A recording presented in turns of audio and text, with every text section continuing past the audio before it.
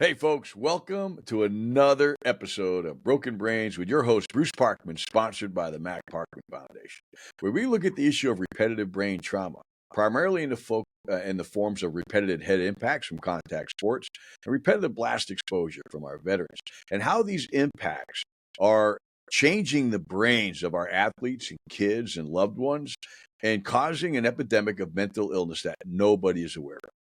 And that is why we're on this show. We reach out to the leading researchers and scientists in the space, people that have lived through these tragedies, that have, like me, that have been part of these tragedies in their life. And we bring them to you because you need to know. This is not addressed. It's not trained in our medical institutions here. And we have hundreds of thousands of people suffer from mental illness in science, unaware that their brain injuries from contact sports and military service could be impacted. Today, we have another amazing guest on our show today, Miss Keana McMahon. And Miss Kiana is an advocate for brain injury awareness and a vocal critic of the NFL's handling of player safety.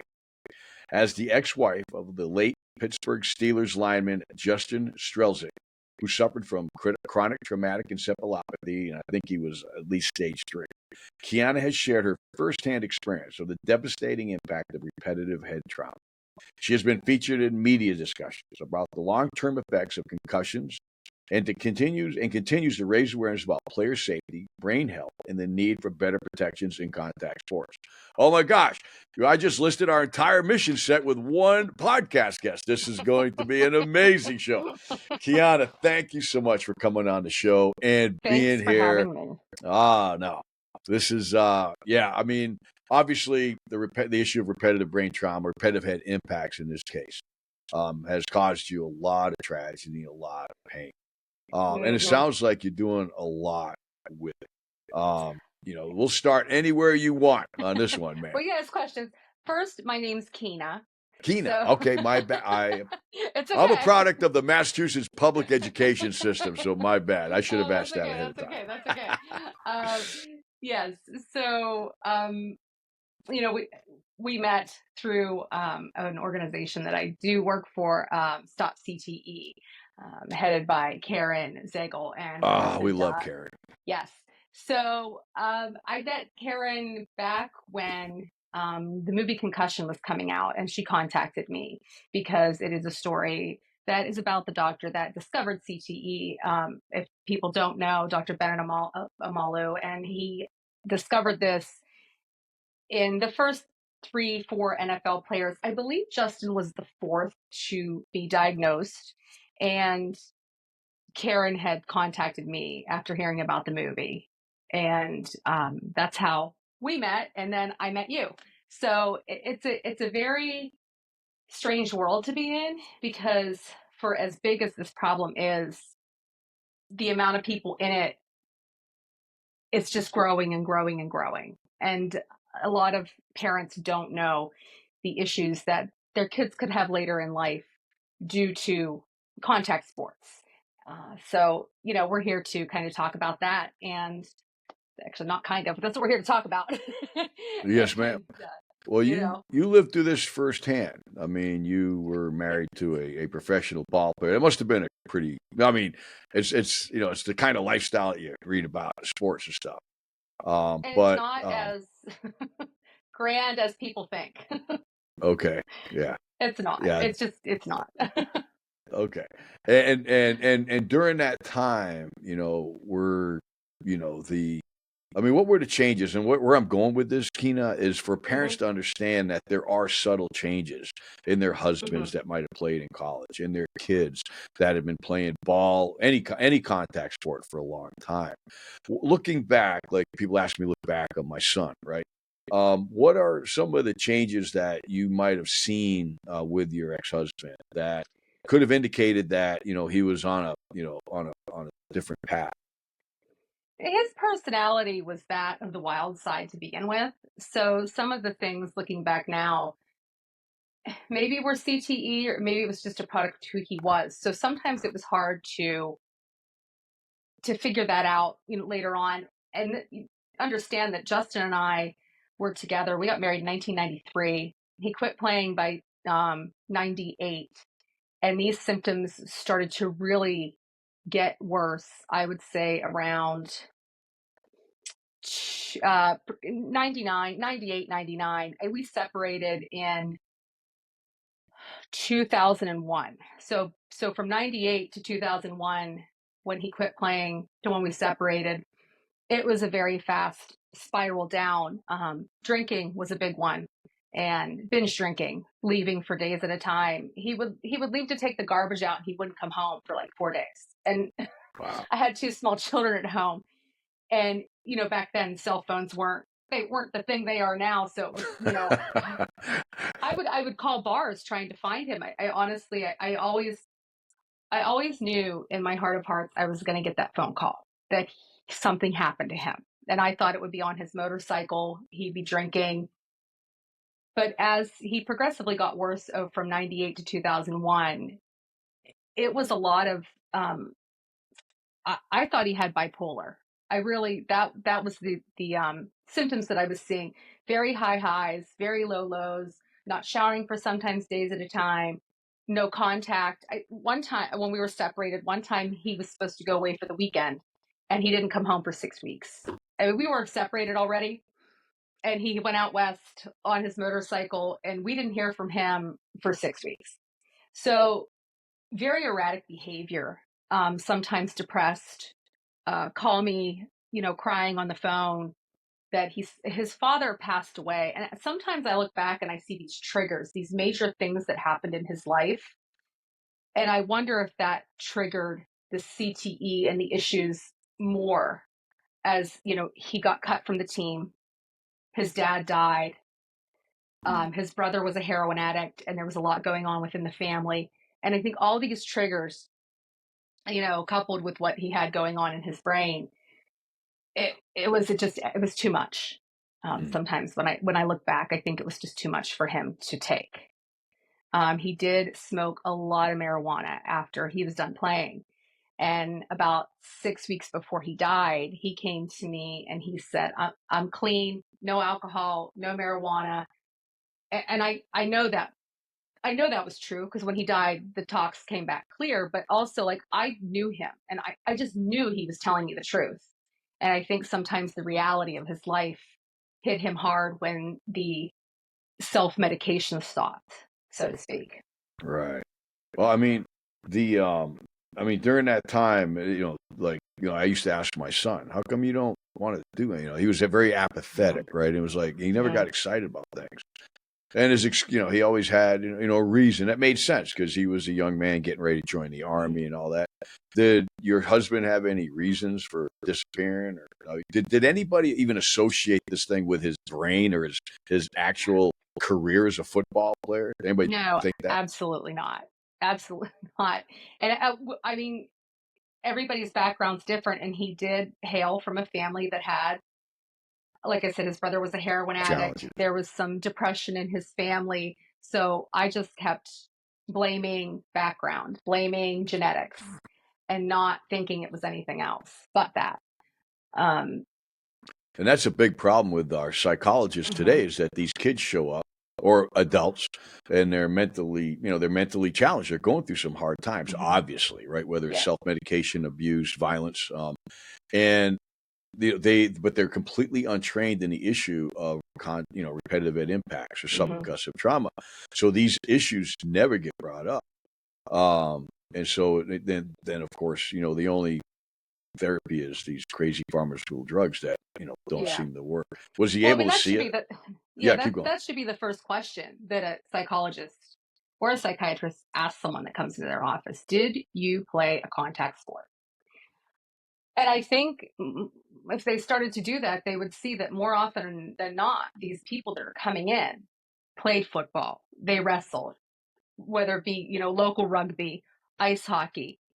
I think they would start to see that. And it's not something that the psychologists and psychiatrists are required to do. And they probably don't think about it. I mean, I don't know what their training is, but I'm going to guess they don't ask that. All right, I'll tell you exactly what their training is. Repetitive ed impacts is not trained in any medical, nursing, or psychological curriculum in America today. And you've been around this for, almost 20 years, over 20 years now. right? You've seen this. Yeah. So in your opinion, why, we've been through, we'll talk about CTE and our challenges with that whole, group of people why is this still, not an issue? I mean, we've been studying CTE since 2009. We've studied, we've spent billions of dollars on concussion surveys and research, and everybody wants biomarkers and all this other crazy stuff.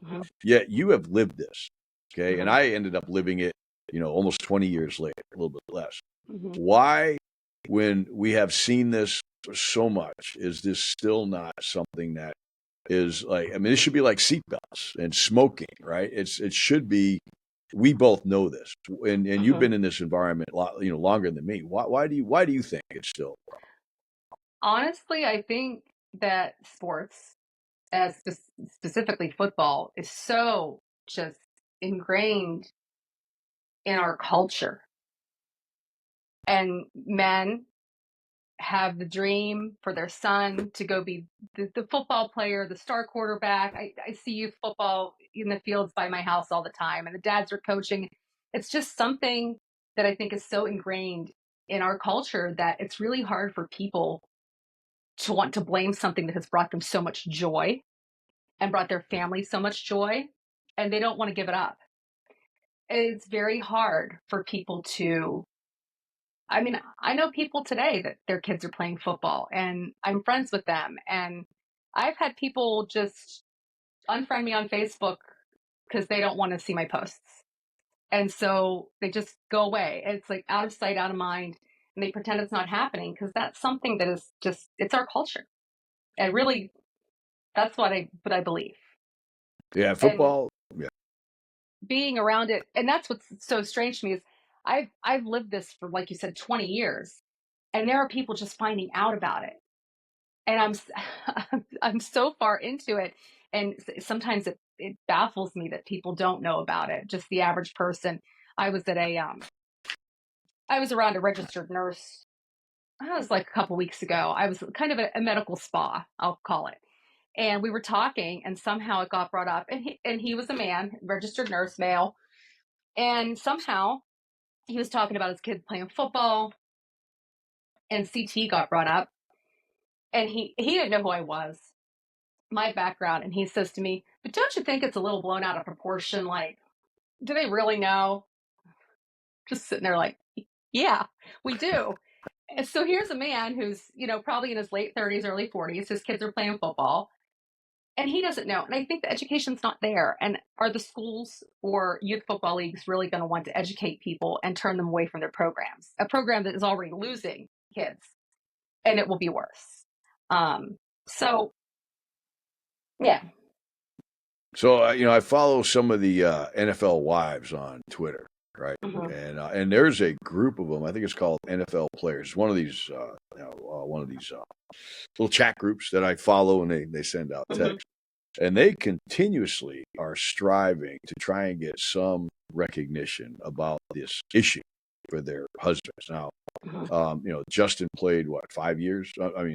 1990 to 1998. Okay, so he had a long career, 8 years. For a lineman, yes. Yeah, and he was a lineman, which we know is absolutely the worst position when it comes to RHI because they get it on every play.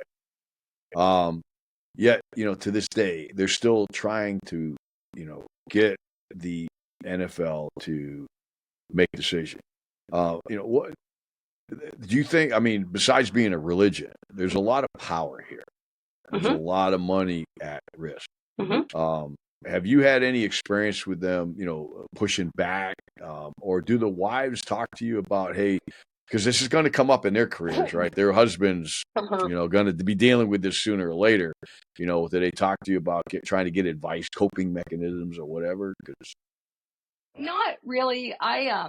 For a while when the movie came out, I was so inundated with messages on my Facebook and email. It got to be very hard because it is depressing, right? It's a very depressing topic. I don't talk to anybody in particular. I am in a women's group on Facebook, and I try to give advice, but it's so hard to give advice because everybody's story is so different. And that's what I've noticed about this disease is the decline in these men. Justin was not violent, but I read these stories where the men are violent or they're suicidal. You know, he's trying to jump off the balcony. Justin was not like that. So it's very hard to give advice on this topic to individuals just because it's so different, and you can't get diagnosed with CTE while you're alive, right? So I read these stories, or someone will message me and I hear their story, and my mind goes, 80% sure it's CTE, but it could be something else, and maybe he should get checked for that, right? So it's very hard to give advice on this just because everybody's so different. And I don't want people to overlook that it could be something else along with CTE. Is there a possibility that, it is depression, it is bipolar, let's get that taken care of, and then, deal with the CTE, or it's just CTE. So it's really hard to give advice. I do talk to some women, do message me or email me. But again, it's very hard. Yeah. I mean, and yet you're still in the game. All right. I mean, I want to tell you how much I admire you for Thank being, 20 years later. Karen and I came to this a little bit later, than you, obviously. I mean, how did you guys connect? How did you find Karen? Through that Or how did Karen find movie. you? Well, before through the Concussion movie, but before the Concussion movie, actually, there is a documentary that is on Apple TV called The United States of Football, and it was done by a man named Sean Panthelon, and he found me through Kyle Turley, who played for the Saints, and I'm friends with Kyle and his wife Stacy now because of it. Kyle wrote a song about Justin. Kyle had never met Justin. Kyle had never met me. Justin passed away, and Kyle wrote a song about Justin's passing. And I saw it somewhere, and I sent his wife a message and was like, that was beautiful. I just wanted to say thank you. And she said, oh, I want to put you in touch with Kyle. And then Kyle put me in touch with a documentary filmmaker named Sean Panthelon. And he made The United States of Football. I'm in that. James Harrison is in that. Kyle Turley is in that. It's this little known documentary that really did not get all what it deserved, because it was very, very good. And from that documentary, Peter Landesman, who directed and wrote Concussion, found me. He called Sean and said, I want to get in touch with Keana. Sean gave him my information. Concussion was made. And then I met Karen because she saw the movie Concussion, and she was doing a kind of a viewing party here in Pittsburgh. And she was like, I would love for you to come. We're here in Pittsburgh. So that is how I ended up with Karen, the long story of it. Oh, no, Karen's awesome, man. Gosh, we love her, man. She's been carrying the torch for a long time. She's a trooper. Yeah, she has. But if you haven't seen that documentary, I definitely would watch it. Definitely watch it. We'll definitely, we'll promote it out there. We had no idea that exists. We're always coming across these books that, where people have brought up the issue of, there's one called Football is No Game for Children, where this mom just went back and did all this research showing that up until the 40s and 50s, there were serious conversations about the violence of football and whether our children should even be playing it. Wow. And whether, if it's going to be a gladiator sport, only men should be allowed to play this sport.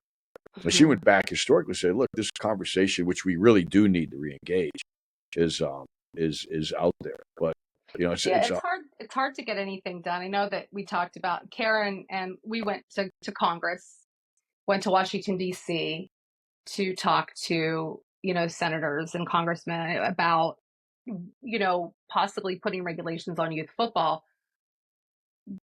But, and this, when you get into the meat of it, like you say, football is a business. That is the bottom line. And the NFL has funded studies for the NIH. They're in with politics more than I could ever be. So it's very hard to go against such a gigantic corporation that has 1,000 more times pull than I ever will. So it's very frustrating. And going back to the wives, you said they're trying to be heard. I just, it's very hard to be heard. Yeah. People don't want to hear it.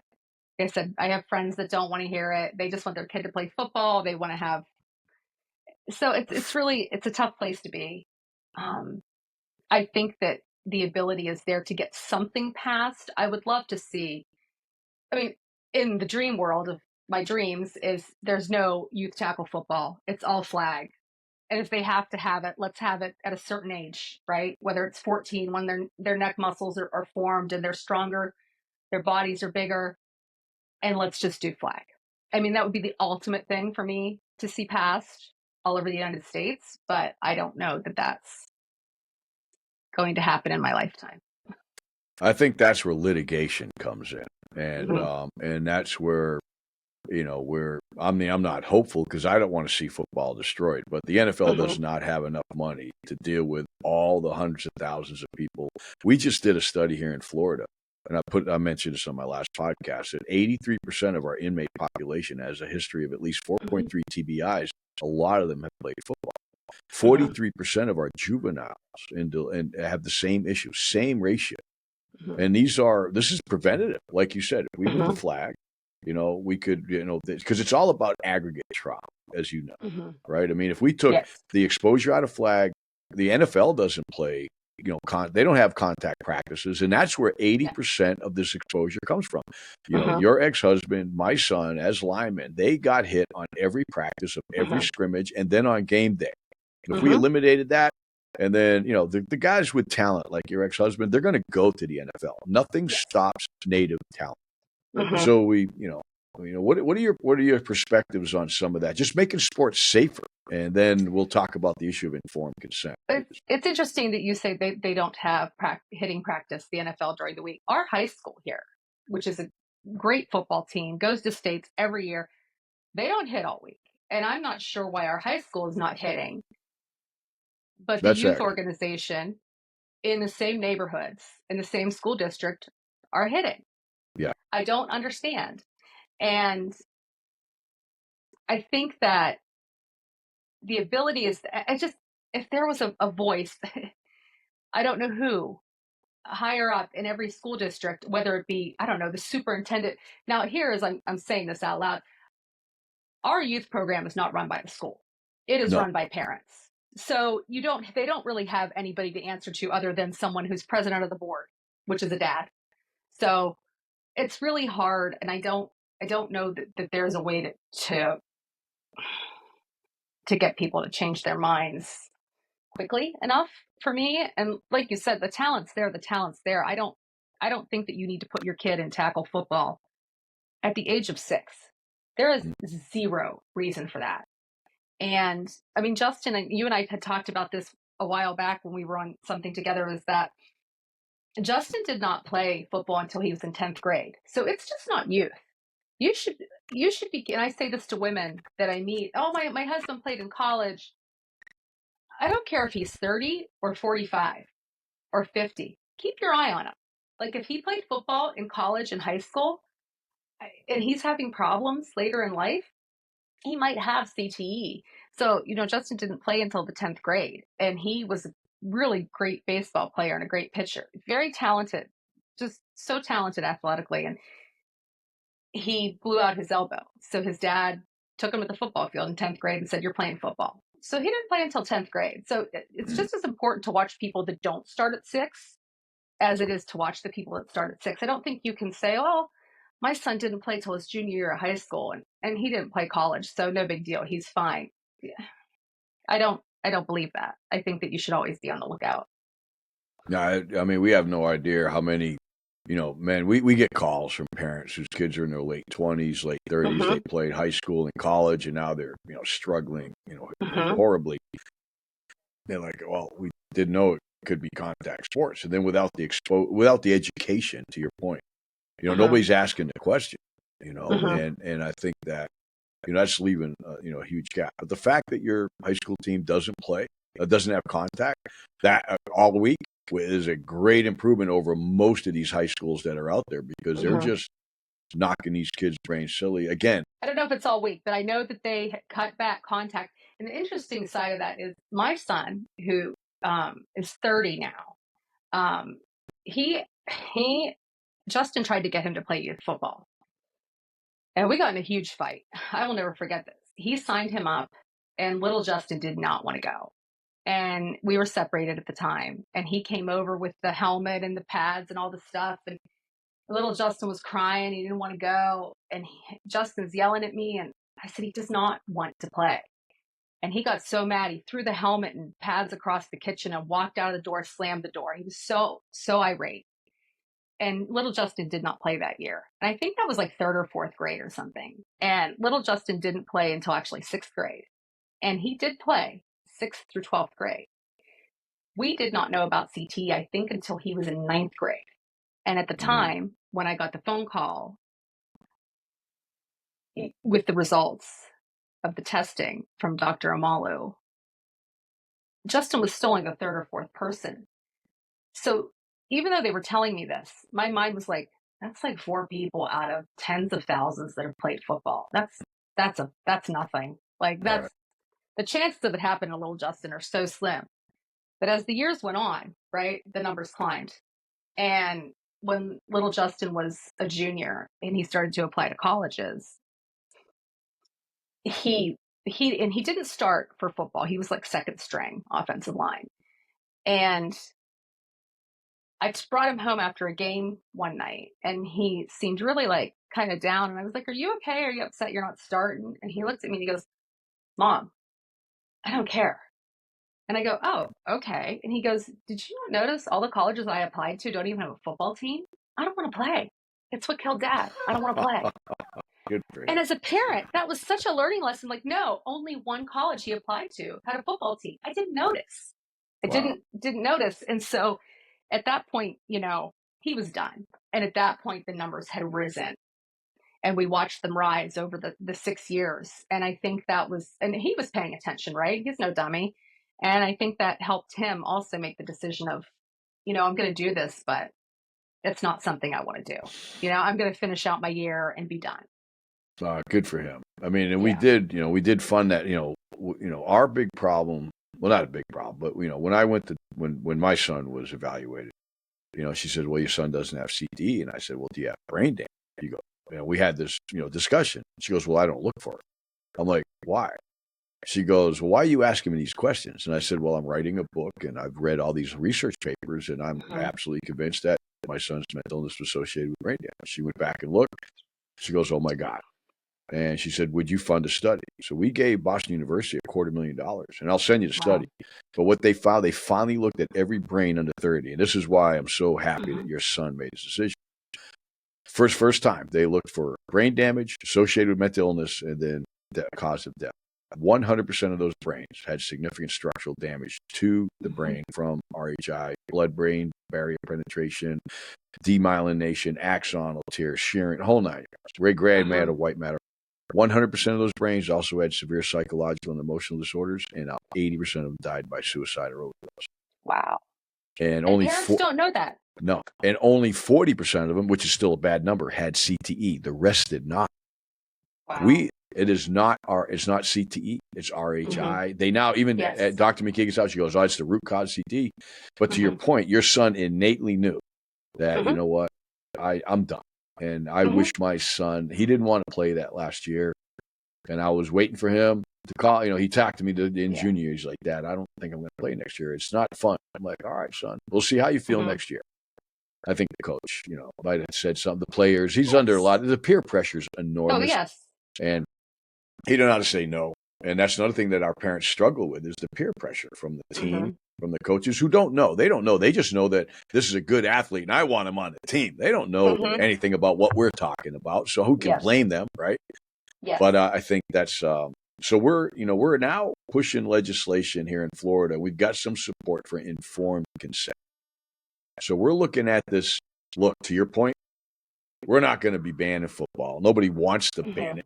Can we make it safer? Absolutely. But what if parents were informed that this was like the correlation between smoking and lung cancer, that we now know that RHI causes brain damage? Do you really want your kid to play? So we're thinking that informed consent legislation, especially with the mama bears, right? Folks like you, Keana, that now understand that, wait a minute, this Yeah. thing might be hurting my kid. Oh no. Mm-hmm. No, you can tell your coach to go, stuff it in his pipe, whatever, Mm-hmm. right? So we think that might be what's your thoughts on that as an approach to trying to address this issue through legislation? I think that it can be done. I think it's a long road. I also feel like today there's so much going on politically that sometimes things get put like this they get put on, it's Yeah. sad, but it gets put on the back burner, right? Our issues get put on the back burner because there's just bigger issues that are being thrown on their desk every day. And that's hard, because I know that there are people out there, like when we went to Congress, that really listen to us, and like you could see light bulbs go off in their head and this was 10 years ago, right? There was one congressman, and he was really big into his platform was foster care for children. And I said to him, I want you to think about all the kids that come out of foster care that end up with problems, that end up in prison. It wouldn't surprise me if the abuse that they took in foster care resulted in these brain injuries that made them go crazy, or whatever people want to say, turn to drugs, or become depressed. They end up on the streets.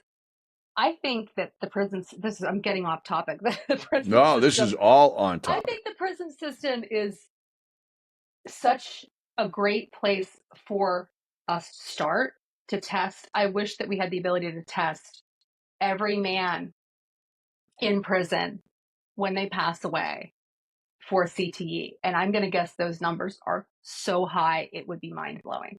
Wow. And then let's look at their background.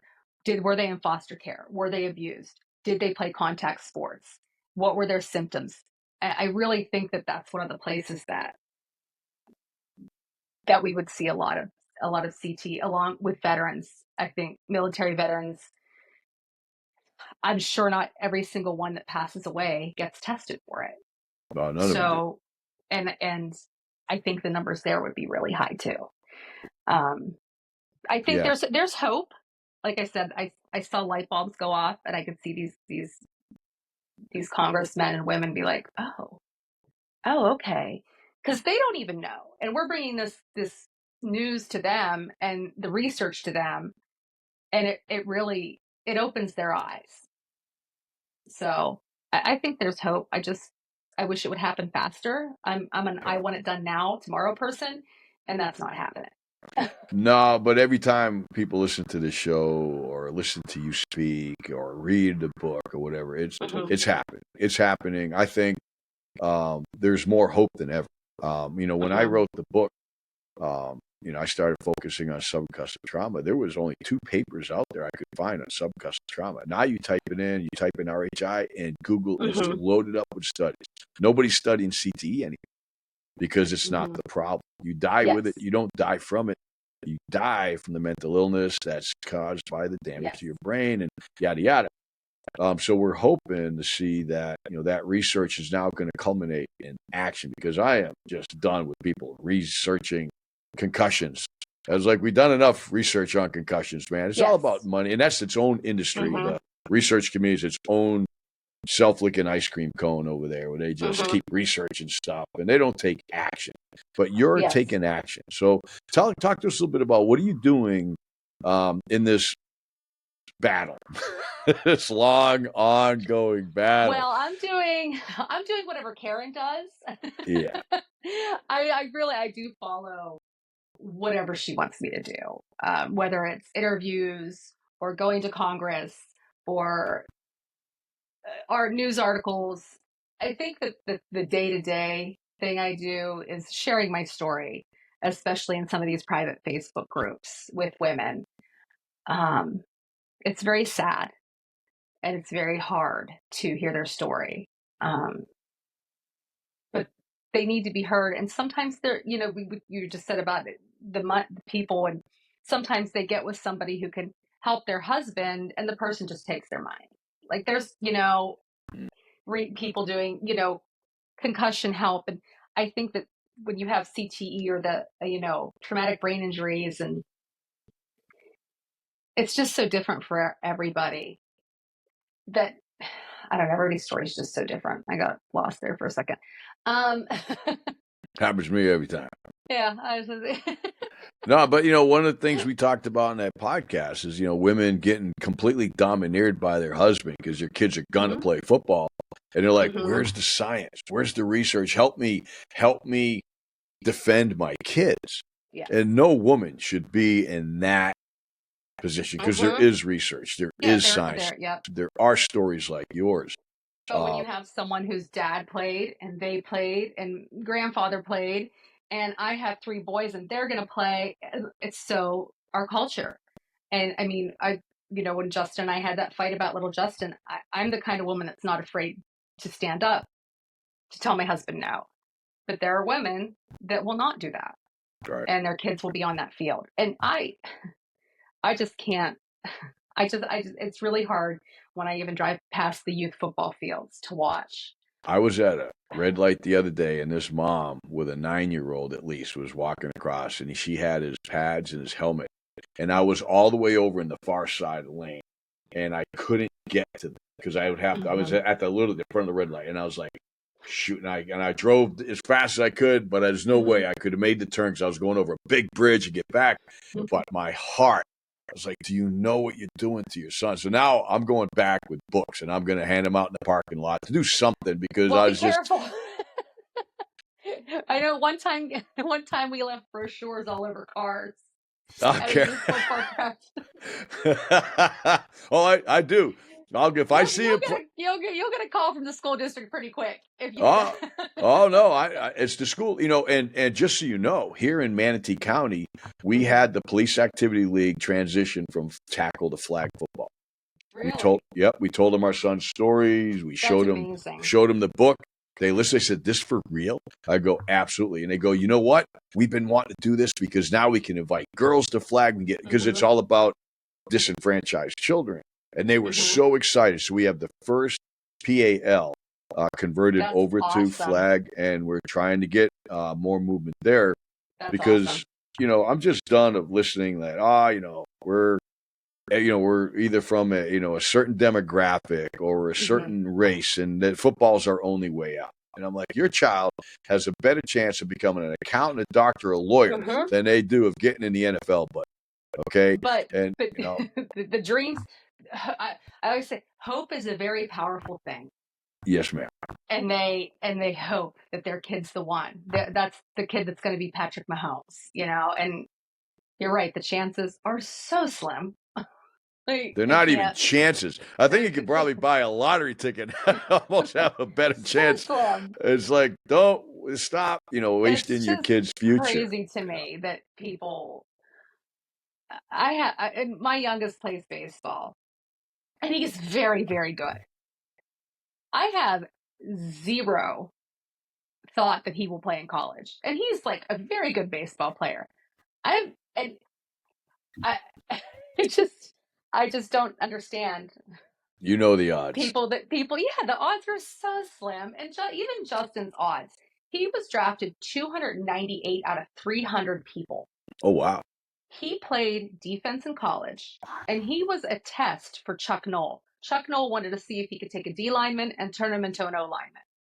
He shouldn't have made it a year, but he did. I mean, his odds were just a miracle of all miracles for him. But he was like, go back to just naturally talented. For 6'6", 300 pounds, when he skied down a mountain, he made it look graceful. It did. It was crazy. He was a good dancer. Like he just had that talent. And I think that, some kids have that. And those are the kids we see that make it. And they're far and few between. There's so many kids playing football today and all the other sports. And to go back earlier, you were saying like, it is important for our kids to be in organized sports, right? It teaches them something. I really believe that. And the camaraderie with your friends and the respect for your coaches and your peers, that can be taught with flag football. It does not have to be tackle. And I'm hoping with flag football going into the Olympics, people will be a little more like, oh, flag football is cool. Yeah. It's got to be Okay. cool. Yeah.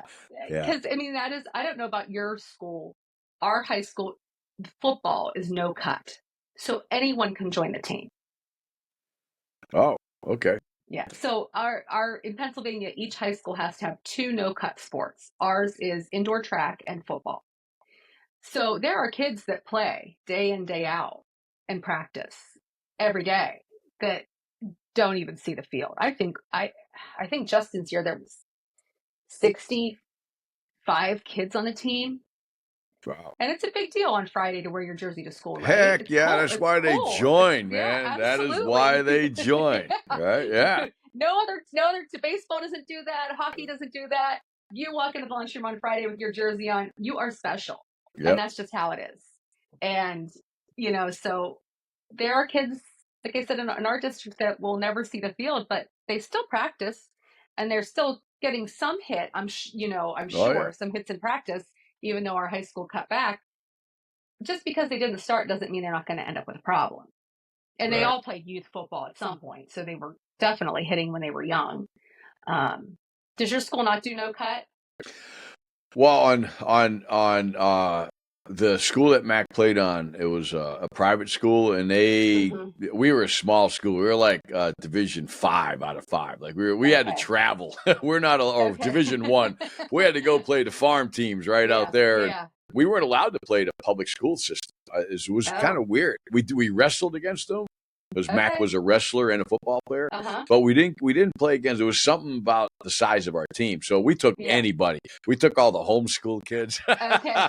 and we had an awesome coach. God, I love this guy to this day. I mean, Mac's departure, really Mm-hmm. hurt him, but he's an amazing guy, and That's important. The coach that has experience, because a lot of these youth kids, you're saying you love that coach. Like our high school coach, he's phenomenal. He's been at this for 20 plus years and he's just wonderful. But you have dads teaching at the youth level that shouldn't be. they all think they're Chuck Noll or Bill Yeah, Belichick, right? yes, and yeah, it's I mean, my son, when he played in 6th grade, his coach was just a crazy dad, and you need coaches with experience and coaches you trust. And I believe our high school coach he's still there, is amazing. If you had a problem and you went to him, he sincerely listened to you. When Justin played by his senior year, I went to him and I was like, just because knowing at this point we know CTE happened, and I said, would it be okay? I went to the athletic director and the coach if I bought Justin his own helmet, and just for me to feel better as a parent. And they said yes, absolutely. So I think when you have experienced coaches that will sit and listen to you, that's important. That's really important as a parent. And I think that if you can have a conversation with them about your concerns, I think they really do take that into consideration. And it's probably one of the reasons our high school cut back on, everyday tackle. They just don't do it every day in practice. So. They are getting smarter. I know that the coach that replaced the coach that we love him too. They have reduced contact by over 60% now. They've stopped. They're doing a lot of drills, and we've been talking, us in the school. I'm actually doing a video for them and for the parents right now to be aware of this issue, because you can, even though our school is not practicing contact, you, like, to your point, if they're playing on the public school, on the public team, or one of the for-profit leagues, nobody's going to stop that crazy dad from thinking it's okay to start smacking each other, right? So as long as parents are aware of RHI as an issue, then they can make better decisions about, one sport and that's it for the rest of the year. You're going to play baseball. You're going to play tiddlywinks. I don't care what you play, but you're not playing, and that's, my son. Heck, I was so proud of him. I told him just before he, died, I'm like, son, I'm so proud of you. He goes, why? I said, dude, I'm the only two-sport parent in the school. You're the only wrestling football guy. And here I am, all proud of my boy, man, big, handsome kid, And then, 3 weeks later, he's not around. And I'm just, and I'm encouraging him, right? And I'm like, because I have no idea, even though semi-pro rugby player, massive concussions, knockouts on the field all the time. Got my own issues, and I'm out here, unknowingly, So yeah, but it's not your fault. I mean, so many parents are like that. We're 6A, our school, which is the biggest. Wow, you got 6. We have 6A. We're 6A, our high school, and my son actually and I were just talking about this other day. The 30-year-old, how very few two-sport athletes come out of our school district because it's so competitive. And it's so hard to do that because most sports, football included, they're year round. Yeah, that's the other issue. Our team starts training, just weight training in January, mid-January. And most of the time, and even this year, they went to states. So that doesn't end until Christmas time. And by the end of January, they're back in the weight room. Yeah. It is, and baseball is the same way. My son does travel baseball in the summer. He does indoor training in the winter, and he's back at school in the spring. So it's very hard to be a two-sport athlete. So for Mac, that's amazing. It really is. Yeah, if we would have picked one of them, it would have been a lot better. But here we are. But my husband, now he wrestled and played football and baseball in a little smaller school. But sometimes it's hard to pick one when you have your peers and your parents saying how proud, how awesome, look at you, and dude, that's hard to and he just wanted to be with the guys. You mentioned why sports. He played these sports to be with his friends. I mean, he was good. He wasn't going to go play in college, like you said, but he was good and he had fun and all that stuff. And and that's our point, is that he should be here, and Justin should be here. Yes. And everybody we know that's going through this tragedy, Karen's son Patrick, should be here. If we would pay attention to this issue and make, better decisions, informed decisions, and better public policy. And we think that, by, mandating that, practice is 1 week. You can still practice one day a week, Okay, save it for game day. You can't take practice out of the game. And then flag till 14. And then one sport, like you said, you can't play football year round. It's not healthy. You don't allow your kid to eat at McDonald's every darn day or drink soda. Give them a break. Give the break. The only thing they have that's going to determine who they are. And I think, a lot of fear is, and I know this, is that, well, if my kid doesn't, if he doesn't work out all year round, he's not going to be on the team. He's not going to play. He's not going to see playing time. And who cares? He will. If he's talented enough, he will. He will. I mean, but it also comes from the top. You have NFL players that play hurt. They play sick. Justin played a whole game with sepsis, and I had to take him straight to the hospital after. And he was on an IV drip for 5 days at our home. And then turned around and left and went to Kansas on Saturday and was back on that field. He had sepsis. And he still did not miss a game. I mean, that's the kind of culture it is, though. Yeah. Unfortunately, I had two. Both our children were due in January, and I hear this all the time. So and so's wife just gave birth, and he's on the field today. I had inductions because at the time the Steelers were going so far into the playoffs. I had inductions planned if they made it to the Super Bowl. So you don't miss. I mean, you just don't miss. And that's the kind of culture it is, right? Yeah. And so it trickles down to the colleges, the high schools, the middle schools. If you miss, there's always somebody better to take your spot. And that's a fear that kids have.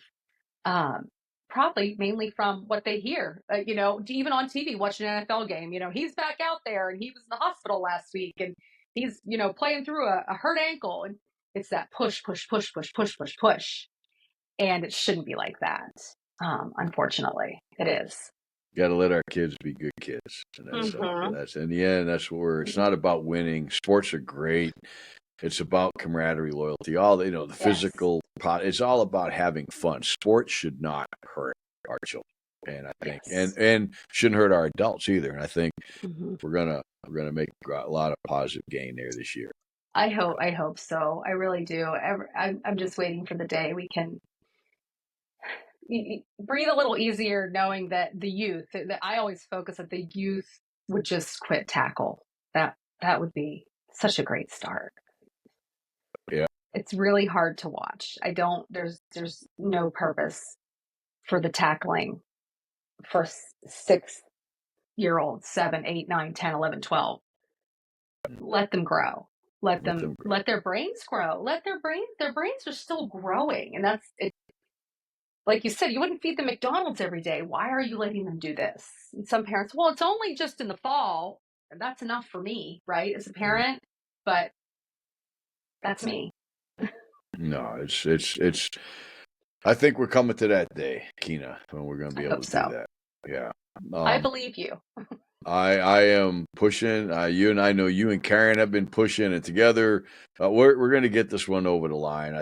I think the time's right, and I think people are willing to listen. I mean, football attendance was down this year. Football participation's down, and I talk to these younger generations. They don't even care about football, which is like, what? No, they go, I don't watch football. I'm like, you don't? No. Like, yeah. Wow. Yeah. And so football needs to get ahead of this. They need to start reaching out. And I think if they could actually make the move, and I'm trying to talk to a couple of NFL owners right now, say, look, if you actually own this and you threw Pop Warner under the bus and just knocked that and made it all flag and recommended these changes and promoted brain safety and brain health, not concussion safety. Yeah. We could and make brain health a priority.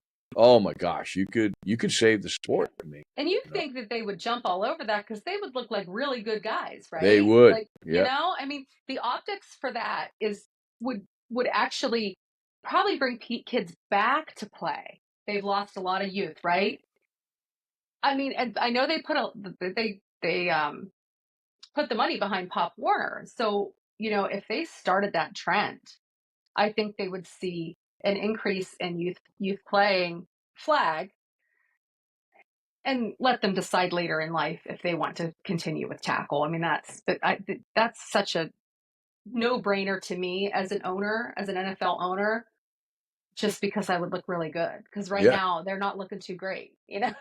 No, and the longer this goes on, you know, why did you shorten the kickoff distances? Why do you wear those hats? You're admitting that you have a problem. You haven't said it yet, but when society starts understanding that you've known about this for a long time and you didn't make these changes, they're going to eat your lunch. And so long. Yeah, it's going to be. They're going to figure out how to get in that pocketbook, and then you're going to be hurting, man. And so, yeah, it's very true. Well, Keana, as we close out, talk to us a little bit about, you know, where can they find you or your story, or, you know, in the stopcte.org, where can they go to, you know, learn more about this condition? Stopcte.org. That is stopcte.org is the main organization that I work with. You know, if anybody ever wants to get a hold of me, Karen will forward me emails or contacts that have questions. But that is my main mission right now, is working with stopcte.org on stopping the youth tackle, getting parents educated at that level, getting them educated early and often so that they know what we know.